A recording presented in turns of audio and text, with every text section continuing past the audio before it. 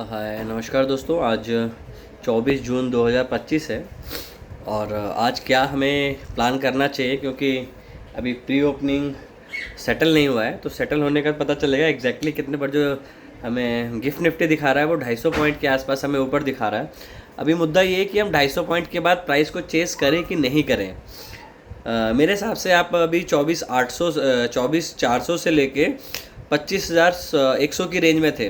तो अगर इस रेंज के आप ऊपर खुलते हो, 25,100 के ऊपर खुलते हो, जो कि फ़िलहाल SGX गिफ्ट निफ्टी आपका दिखा रहा है, तो आपको कम से कम यहाँ से 500 से 600 पॉइंट का एक अपसाइड का मोमेंटम मिल सकता है। क्या आपको एट ओपन पे ख़रीदना चाहिए?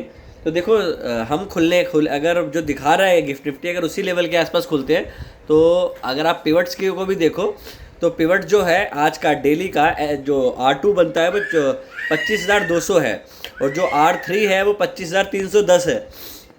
तो बाज़ार में अब ये देखना कि 300 पॉइंट के बाद गैप अप के बाद ख़रीदना वर्थ वाइल नहीं है।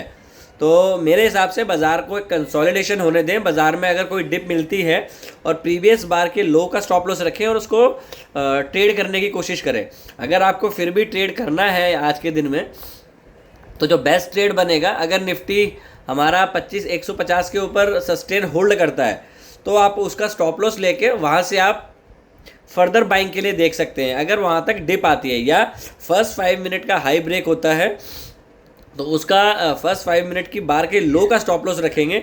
बिकॉज अगर आप स्टॉप लॉस लेने जाएंगे तो काफ़ी बड़ा स्टॉप लॉस आज आपको देखने को मिलेगा।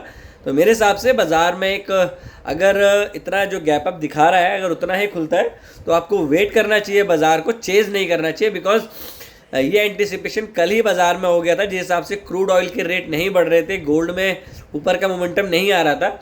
बट क्रूड ऑयल एक अलग सिनेरियो में चल रहा है, क्योंकि जब तक ट्रंप रहेंगे यूएस में, तो क्रूड ऑयल के रेट वो ज़्यादा ऊपर नहीं जाएंगे। बट जो गोल्ड है उसके रेट्स में आपको कंटिन्यूटी में एक हॉल्ट मिल सकता है, वो पर ग्रेजुअली ऊपर ही जाएंगे। रीज़न इसका ये है कि आपके जितने भी बैंक्स हैं, चाहे वो किसी भी कंट्री के हो, जो भी सेंट्रल बैंकर्स हैं, वो वहाँ पे बाइंग कर रहे हैं। अगर गोल्ड में बाइंग हो रही है, दैट मीन्स गोल्ड ऊपर जाएगा।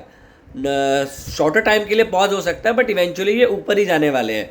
और रहे आज के लिए, तो आज के लिए आप जो ऑयल सेंसिटिव स्टॉक्स हैं, जैसे एशियन पेंट पे आप नज़र बना सकते हैं, टायर स्टॉक्स पे आज आप देख सकते हैं, इनमें एक मोमेंटम आपको अच्छा देखने को मिलेगा। HPCL, BPCL, गैस स्टॉक्स, इनमें आपको काफ़ी एक शार्प मोमेंटम देखने को बाज़ार में मिल सकता है। प्लस दूसरी चीज़ अगर हम देखें, तो क्या निफ्टी रेडी है यहाँ से न्यू लाइफ टाइम हाई बनाने के लिए, मतलब फ्रेश लाइफ टाइम हाई बनाने के लिए? देखो, चीज़ें तो फिलहाल यही डिनोट कर रही हैं कि निफ्टी यहाँ से नया लाइफ टाइम हाई बना सकता है, क्योंकि अब बाज़ार में कोई ऐसी ना बैड न्यूज़ है ना गुड न्यूज़ है। ऑलमोस्ट हर चीज़ बाज़ार को कल नज़र आ गई थी, क्योंकि आप कल मिड ऑफ द रेंज बंद हुए थे। आपने 100 पॉइंट ऊपर गए 25,050 के पास, और नीचे आए 24,850, और आप क्लोज हुए 24,950 के आसपास। तो mid of the range close हुए। आज अगेन आप फ्राइडे के हाई के ऊपर खुल रहे हो। तो फिलहाल आपको वहाँ वेट करना है बाज़ार में कि क्या वहाँ पे फ्रेश फर्दर डिमांड है बाज़ार में, ये थोड़ा पॉज करके बाज़ार ऊपर जाएगा। तो आज के लिए थोड़ा ट्रिकी डे हो सकता है, क्योंकि बाज़ार 300 पॉइंट ऊपर खुलने के बाद आपको और 200 पॉइंट का मोमेंटम देगा कि नहीं देगा, दैट इज़ इंपॉर्टेंट। तो मेरे हिसाब से थोड़ा वेट करें आज बाज़ार में और देखें कि लार्ज कैप क्या मोमेंटम दे रहे हैं। मेरे हिसाब से निफ्टी रेडी है न्यू लाइफ टाइम हाई की तरफ के लिए।